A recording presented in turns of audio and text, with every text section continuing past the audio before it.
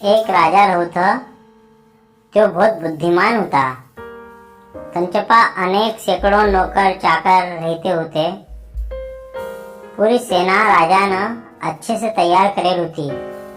राजाच्या पास सिपाही भी ग्रेजुएट होते और पढ़े लिखे।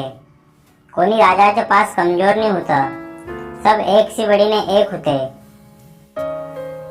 राजा सब लोगांचे अच्छा रहत होता, चाहे व्यापारी होय, किसान होय या कोणी अन्य समाजचे। हर कोणा से प्यार मोहब्बत से बातचीत करत होता और हमेशा जमीन से जुड़ल रहत होता। एक बार राजा के पास एक फटेहाल भिखारी आला। जो बड़ा कहावत वाला होता भिखारी, और भिखारी बड़ा बुद्धिमान होता। अब बुद्धिमान का राजा बड़ा आदर करत होता और बुद्धिमान लोगों से हमेशा अच्छे से पेश होता और बातचीत भी हमेशा करत होता। राजा ने शायद एक बार काम मिली चुके होता और तंची राजा ने एक दो बार तारीफ भी करेल होती और तने भी राजा से बातचीत करेल होती, क्योंकि तो भिखारी बहुत अच्छा व्यक्ति होता। पर कुछ कंडीशन खराब होने के कारण तो भिखारी बने होता। बाकी व्यक्तिगत रूप से और बुद्धिमान भिखारी होता। अब राजा से मिलने चले भिखारी आला तो राजा के पास जाना से तनाल बहुत सारा लोगों ने रोकला, पर त्यो मानने वाला नहीं होता। तंचा तो मेन कारण होता कि राजा से मिलने में बातचीत करूं और कुछ दान दक्षिणा लूं। आप द्वारपाल पास गेला और द्वारपाल ने कहला कि मैं राजा के पास जाना है। द्वारपाल ने कहला कि तू राजा से काय काम। तो भिखारी ने कहला कि राजाल कहिजे कि त्यांचा भाव आला हा। द्वारपाल ने कहला कि त्यांचा भाव कसा। राजा तो अकेलाच होता, राजाचा तो कोई भाव नहीं है।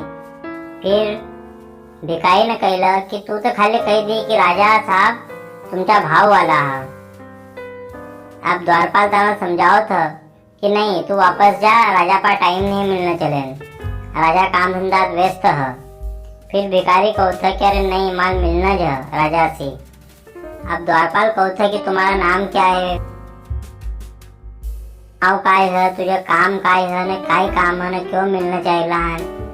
पर भिखारी कहता कि नहीं, माल काम है, माल मिलना जा। और एक आध घंटा झगड़ा करो तो मिलना चले और द्वारपाल भी नहीं जाने देव थे भिखारी तना। अब भिखारी कहता कि मारे जो भी नाव है, मारे जो भी काम है, माल केवल राजा से मिलना है तो मिलना है। पर अब द्वारपाल भी जीत पड़ी था कि नहीं, तू पहले तुझे नाव काम बता तो जाना देने तो नहीं जान देने का। फिर भिखारी और कहता कि नहीं, माल राजा से मिलना है, मेरा राजा का भाव है। फिर भिखारी आखिरी पर हाथ टेकी रहा था और भिखारी कहता कि माल राजा से सहायता लेनी है।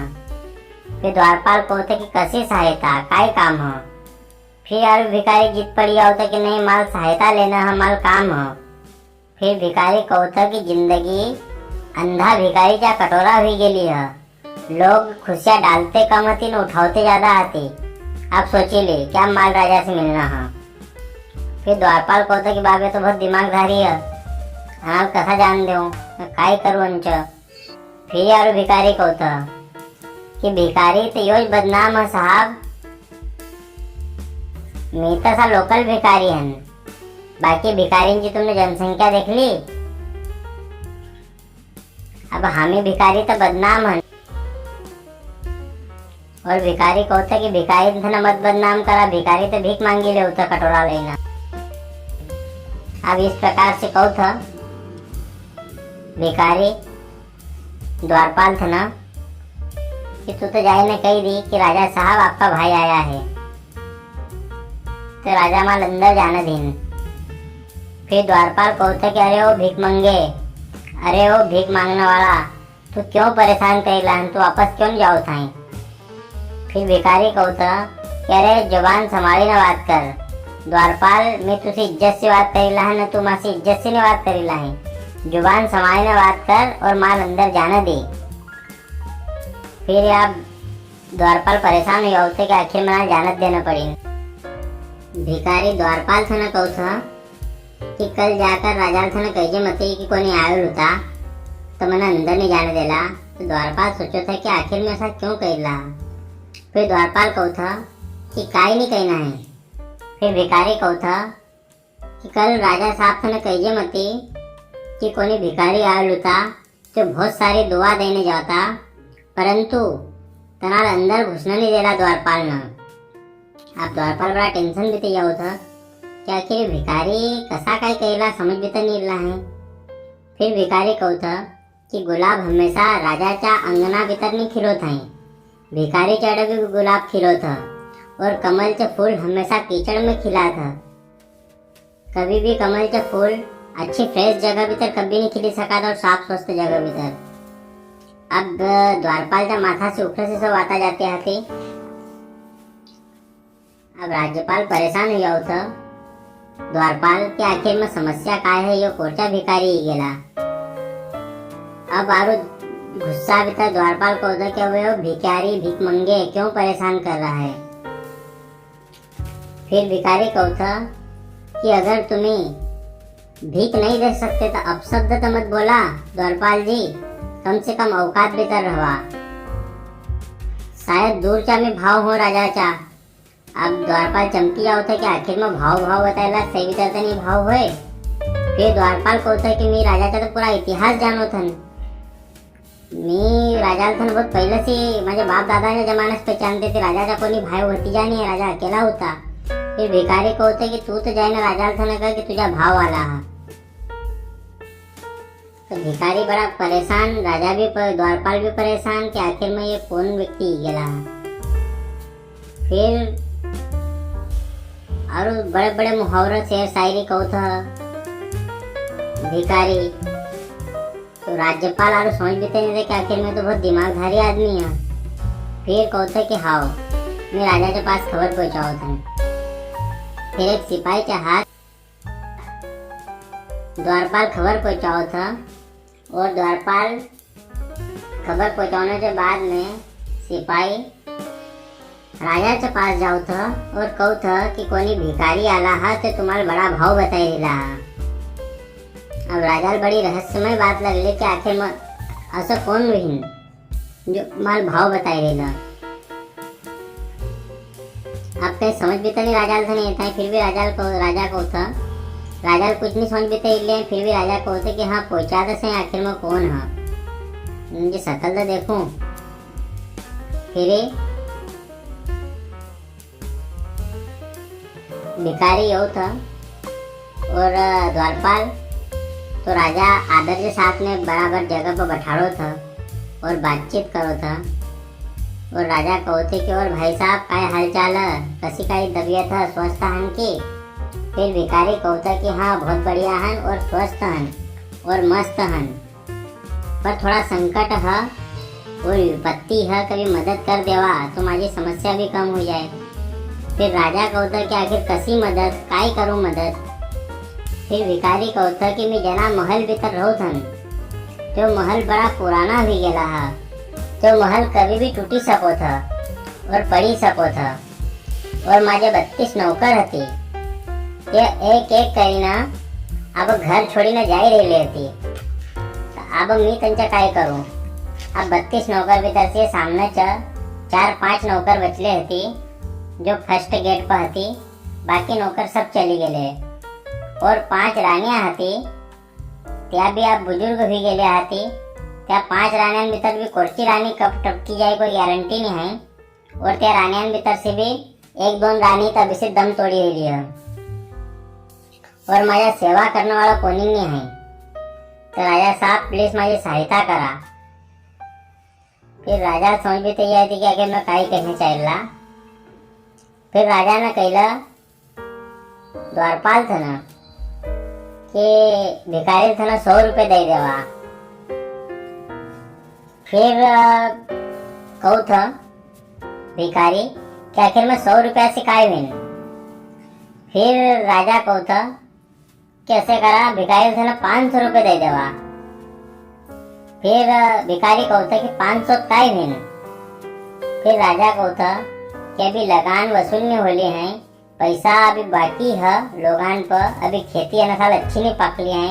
बीच भीतर बाढ़ भूकंप गोलू था, नर्मदा खूब पूर आयल होती तो कई लोगांची हालत खराब है। उनसे अभी लगान वसूल नहीं होला है तो पैसा अभी ज्यादा नहीं दे सकते हैं।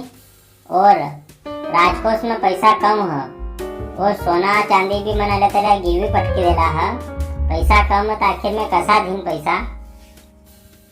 फिर भिखारी को था कि माझे साथ चल समुद्र किनारा और समुद्र सात समुद्र पार चल, मैं तू धन देवथन तुझा राजकोष सब भर दीजिए। तू कटला पैसा चाहिए मैं देवथन। फिर राजा कहता कि आखिर समुद्र पार कसे करून। फिर भिकारी कहता कि माझे पाय देख न माझ्या पायांची शक्ती देख, ये सात समुद्र पार कर लिहोन। तो फिर राजा कहते कि समुद्र से धन तो निकालून पर आखिर में समुद्र सुकाईन कसा। फिर भिकारी कहता कि माझ्या पाय लाग जे तू समुद्रच्या पास बैठी ना। समुद्रच्या पास जाए ना जैसा माझ्या पायान तू पडशीन समुद्र सुकाई है अपन धन सब समटी लेऊन। फिर राजा कहता द्वारपाल था ना कि भिकारी था ना 10,000 रुपये दे देवा। फिर भिकारी कहता कि आखिर 10,000 से काय बिन माल तो 1,00,000 रुपए चाहिए। फिर राजा कहता कि हाँ भिखारी थे 1,00,000 रुपए दे देवा। अब भिखारी पैसा लेने जावा लगो था कहता कि जो लोग मिलवा लेते होते मंदिर चा भगवान थे ना ते दान देने गेले भिखारी थे ना और दुआ लेने गेले भिखारी सी। ऐसा कहता भिखारी निकल जाओ था। जाते जाते भिखारी और कहता कि जो लोग मिलने आए भगवान को वो दान दे के गए भिखारी को। ऐसा कहता कहता निकल जाओ था। अब द्वारपाल कहता कि महाराज मला तुमची और भिखारी की बात जरा नहीं समझ में आता आली। आखिर में काय बात होली तुमच्या बीच भीतर और काय चर्चा होली कुछ समझ भीतर नहीं रही है। आखिर में तुमचे काय बात होली और भिखारी काय काय कह होता कि मतलब समुद्र सुकाळी धीन पैसा निकाळून आखिर म्हटलं धन कल्या गड्या आलं। भाई महाराज कहता राजा कि बट अल्या भुक्कन द्वारपाल अडमा सामने बट मैं बातचीत करो थन तुम समझाओ थन कि आखिर भिखारी की और माझी आपस में काय बात होली। फिर राजा भुक्कन सिपाही था ना द्वारपाल था ना पास में बैठाड़ो था और चर्चा करो था और कहो था। और राजा कहो थे कि भिखारी बहुत बुद्धिमान होता बहुत दिमागी होता। पता नहीं आखिर भिखारी कैसा बनला लेकिन बहुत दिमागदारी होता और बहुत तेजस्वी होता। आप द्वारपाल के दिमाग ने काम करा कि आखिर में कसं असं तो माल कहीं भी नहीं देखा ल। फिर राजा को था द्वारपाल था ना कि अरे बहुत दिमागधारी होता। फिर यार राज्यपाल पूछा था कसं। फिर राजा को था कि भाग्याचे दोन पहलू रहते थे त्यांच्यात एक राजा और दूसरा भिकारी। तो जो राजा होता त्यांचा भाव कोण होला। फिर द्वारपाल को था कि भिकारी। हाँ तो तना रिश्ता सामने काय लगले तैके भाव भाव। तब भिखारी ने गलत को बोलला मतलब हमें दोनों भाव राजा और भिखारी दोन भाव हमें बोले। फिर द्वारपाल को था कि पुराना महल मतलब काय। फिर राजा को था कि भिखारी का शरीर बूढ़ा हुई चुकला है त्यांचा शरीर कमजोर हुई गेला है तो कभी भी मृत्यु के समीप जाई सको तो तंचे त्यांचा महल पुराना हुई गेला है और तो कभी भी मृत्यु के समीप जाई सको था। और 32 नौकर तने जो भिखारी ने कहले मतलब त्यांचा 32 दांत जो सामने के बचले थे बाकी सब टूटी गेले थे। तो भिखारी का सब नौकर मतलब 32 दांत नौकर साथ छोड़ने जाए लेती कि आखिर मतलब द्वारपाल कौथ की आखिर 5 राण्या कोणा केल्या. फिर राजा कौथ की 5 राण्या तर शरीरच्या 5 इंद्रियांसन केला भिकारी. आँख, नाक, कान, ये 5 इंद्रिया हाती जो भिकारीच्या हाती त्या कमजोर ही गेल्या हाती. और समुद्र सुकारण्याचे ते कौथ हंसे की माझा राजकोष खतम हो गेला. तो भिकारी अपना ताना मारी उड़ता कि माँ संगात चला समुद्र भीतर और पानी लागा माझ भिकारी के अपन पानी लागा नहीं अपना को पैसा दे सकते हैं. तो अब समझ बिता आली. राज्यपाल था ना कि बाप रे इतनी बड़ी बात कही गेला भिकारी. फिर राजा कौथ कि ये छोटे मोटे दिखाने लोग नहीं, छोटे मोटे नहीं रहते हैं, या अपना आप भीतर बहुत बड़े बुद्धिजीवी रहती. यहाँ से कभी पंगा नहीं लेना. जो सादे सिंपल और साधारण दिखाने वाले लोग होती ध्यान से कभी भी सादा नहीं समझना. ये अंदर से कटले तेजस्वी होती, कटले खतरनाक होती अपना काय मालूम. और अही नाटक से अपना ये सीख मिला था कि तुच्छ समझना कोणाल था कभी भी और दुष्कारना नहीं. क्योंकि कौन जाना कौन कसी कंडीशन में भिकारी बनल है और कोणाची हालत पहले कसी होती. क्योंकि समय पलटो था तर राजाचा रंक और रंकचा राजा भी हो सको था.